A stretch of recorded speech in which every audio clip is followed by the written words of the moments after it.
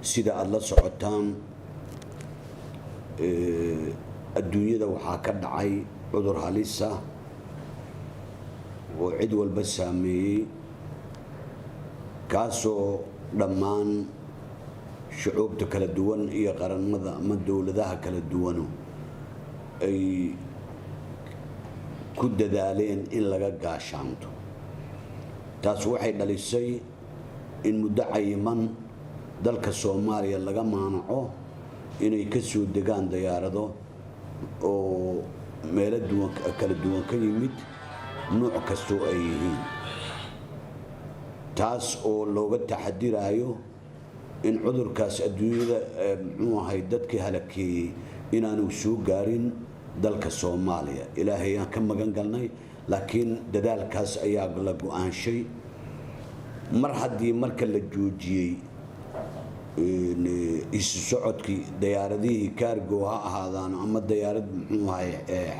dad caadiya qaada ha noqoto laga maanacay. waxaa suuragal ah amaba ay tahay inay saamayso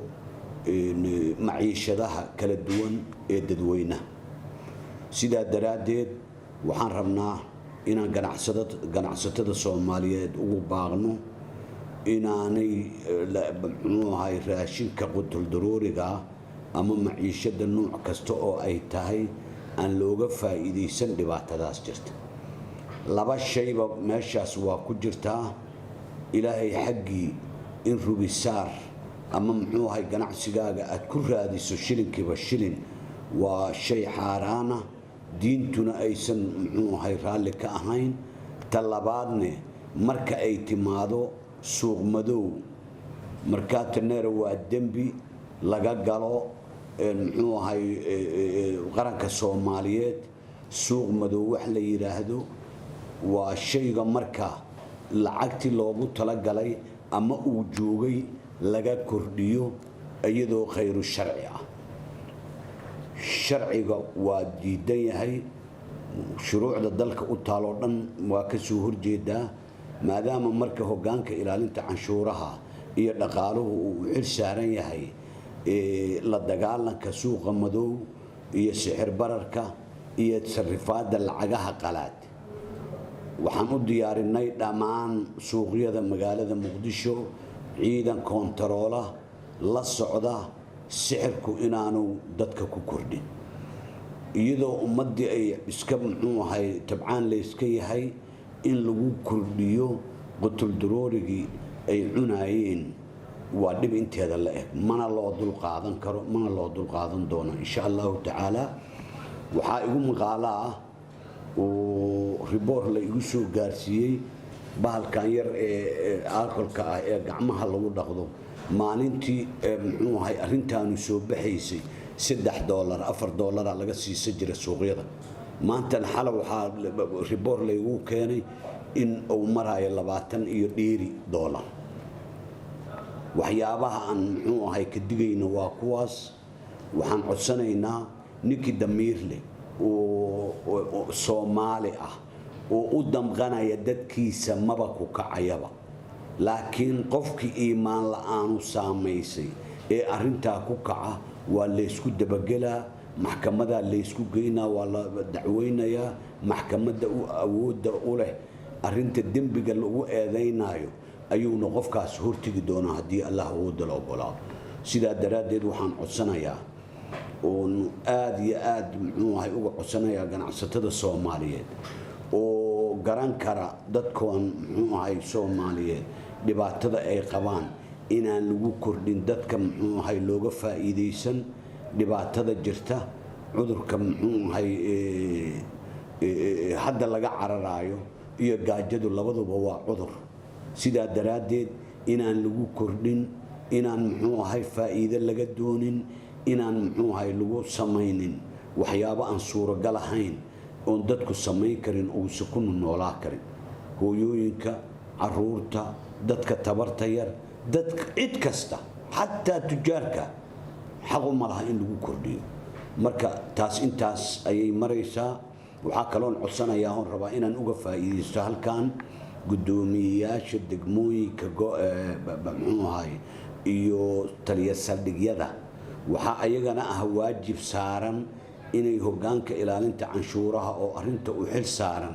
intaas iyo in ka badan oo ayagana waajibaadu uu saaran yahay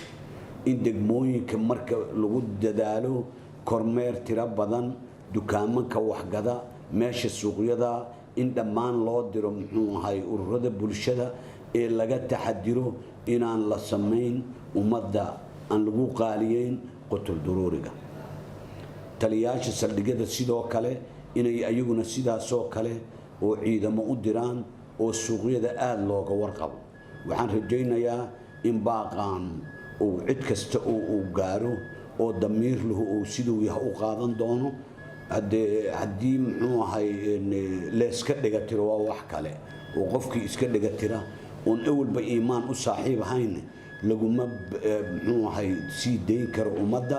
tallaabo sharciyaana laga qaada haddii rabbiga awoodda la ogolaado intaas ayay muxuu ahay aheeday inaan baaqaas gaarsiino ayadoo madax badanna hore uga hadashay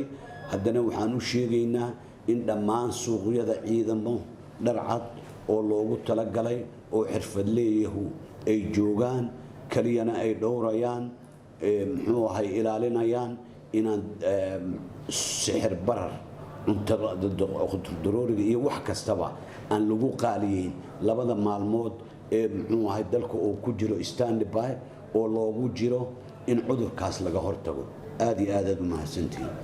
taliya waxaan rabaa inuu haddii raashinka cuntaduruuriga sida bariiska iyo burka qaali ay noqdaan qof kasta uu fahmi karaa oo dadka bulshada wax kastoo soo ogaanaya haddii ay dhacdo in ganacsatada baaqan aad u dirteen ay dhagaha ka furaystaan oo ay ka faa'iidaystaan dhibaatada jirto iyo cudurkaas laga digay dartiis ayadoo aan ognahay dekada inay shaqaynayso oo raashinka sidiisa usoo degaayo maxaa tallaabo ka qaadaysa maya waa caddahay aad iyo aad u mahadsan tahay way caddahay ayadoo qofka lagu xadgudbin muwaadinka ah waxaa waajib muqadis ah marka lagu qabto inuu suuq madow ku gadaayo cuntadii waa la soo qabanayaa laanta dhexe ilaalinta canshuuraha la keenayaa maxkamadda awoodda u leh ayaana loo gudbinayaa iyadoo qodobkii sharciga ah ee lagu eedeynayo ku xadgudbay ku qoran tahay galdacwadeedka ayaa loo gudbinayaa maxkamadduna markaa tallaabo sharciga waafaqsan oo ku aadan falka uu ku xadgudbay ayaa haddii rabbiga awoodda la ogolaado maxkamad ku mutaysanaya qofkaas